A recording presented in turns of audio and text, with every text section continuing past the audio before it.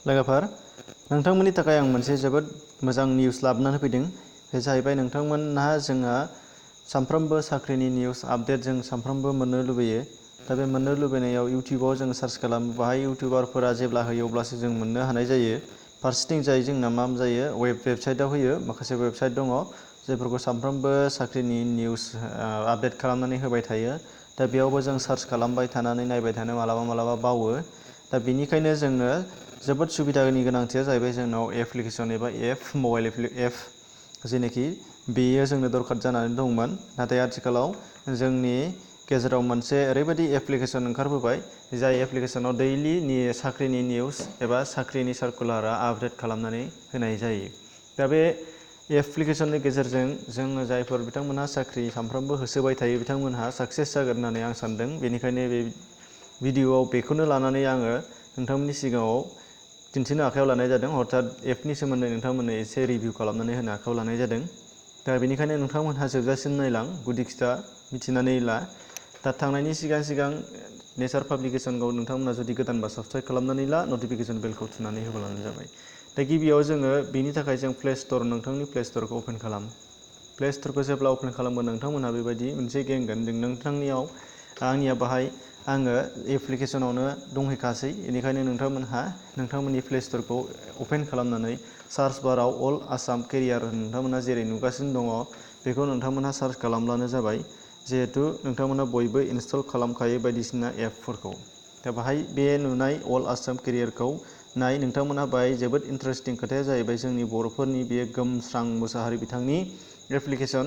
बिथांमोनहा बाहाय ग्रुप दङ, बिथांमोनहा बेयाव जोबोद मोजां एप्लिकेसन दिहुननानै होदों जोंनि थाखाय। बेबो बर'फोरनि थाखाय जोबोद गोग्गाथाव। बेनिखायनो आसा खालामो नोंथांमोनहा बे एप्लिकेसनखौ इनस्टल खालामनानै लागोन। जोबोद खम एमबियावनो 7+ एमबिल', 7निफ्राय एसेल' लान्जाय दंदेरो। नोंथांमोना दा एपखौ डाउनलड खालामोबा एमबिखौबो नुनो मोननाय जाहैगोन। दा जिहेतु जोंहा साफ्रोमबो साख्रिनि होसोनांगौनि गोनांथि दङ, बेनिखायनो नोंथांमोना बेखौ नायनानै ला।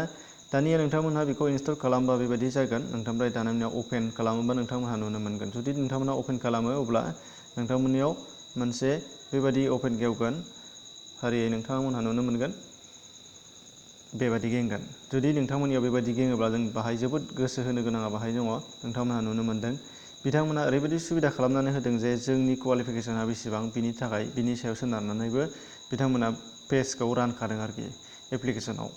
बेयाव नोंथांमोना नुनो मोनदों फारियै 8 पास, 10 पास, 12 पास, ग्रेजुवेट आरो ओरैजाय फारसेथिंनि दंबावोमोन बोलांबा नुनो मोनगोन ओमफ्राय master degree, PhD holder, scholarship, result, engineering, exams, Assam स्टेट्सनि सोमोन्दै जब ओंखारोब्ला बेयाव सेन्ट्रेल जबनि सोमोन्दै, बेंक जब, डिफेन्स जब, बेबायदि पार्टिकुलार राननानै होखादों आरोखि। दा बेयो जोबोद जोंनि थाखाय साबजाथाव। आरो नैबेहाय जा पेजआव गेंनानै दङ बेयो जाहैबाय हम पेज। हम पेजावबा फ्राय गासिखौबो नोंथांमोनहा नुनो मोननाय जाहैगोन।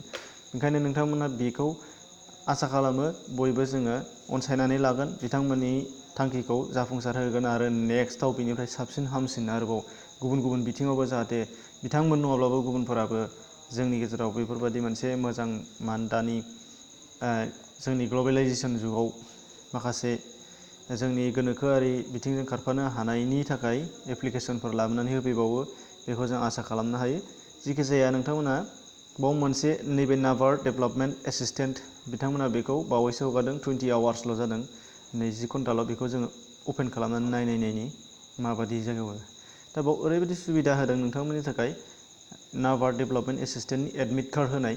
बे एडमिट कार्डआ माला होदों बेखौ नोंथांमोना नुनो मोनो। बाहाय कल लेटारनि डाउनलड खालामनायनि डेटबो होदों, क्लजारबो होदों जोबनायनि।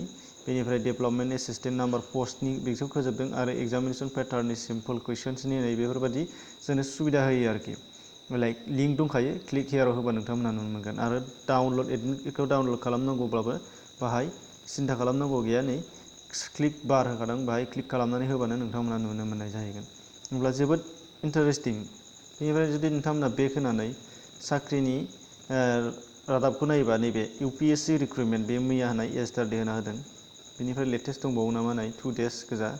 ओंखायनो लेटेस्टखौ नायोबा नैबेखौ नुनो मोनगोन UPSC recruitment 2019 scientist assistant director, drugs inspector, medical officer, total 16 post दङ बेखौ नायनि जों बाहाय माबायदि सुबिदा होदों नोंथांमोना नुनो मोनगोन बाहाय नुलायबाय जोङो गासैखौबो होजोब्बाय नै जबनि सोमोन्दै एसे लास्ट डेटनि मोनसे होदों ओमफ्राय बेनिफ्राय नेम अफ दा पस्ट बेनि गासैखौबो नोंथांमोना डिटेल्स नुगोन कुवालिफिकेसन्स एक्सपिरियेन्स नांगौबा एक्सपिरियेन्स ओमफ्राय बबे एसिस्टेन्ट डाइरेक्टरनि थाखाय मा नांगौ एक्सपिरियेन्स बे मोनफ्रोमबो पार्टिकुलार बिथिङाव नोंथांमोनहा नुनो मोनगोन जेरै गुबुनाव नुनो मोननाय जायो एप्लिकेसन फिस गासैबो सार्कुलारनि डिटेल्सखौ बाहाय होनाय जायो आरो जोबथारनायाव बिथांमोनहा सुबिदाया जाहैबाय नोंथांमोना नायना लाबाय एप्लाइ खालामनांगौबा बाहाय अनलाइननि क्लिक रेजिस्ट्रेसन खालामनांगौबा रेजिस्ट्रेसननि लिंक आरो अफिसियेल नटिफिकेसननि थाखाय अफिसियेल नटिफिकेसननि लिंक आरो अफिसियेल वेबसाइटनि थाखाय अफिसियेल वेबसाइटनि लिंक होखादों नै फारियै नोंथांमोना जायखौ जोङो हास्थायो बेयो बाहायनो दंखायो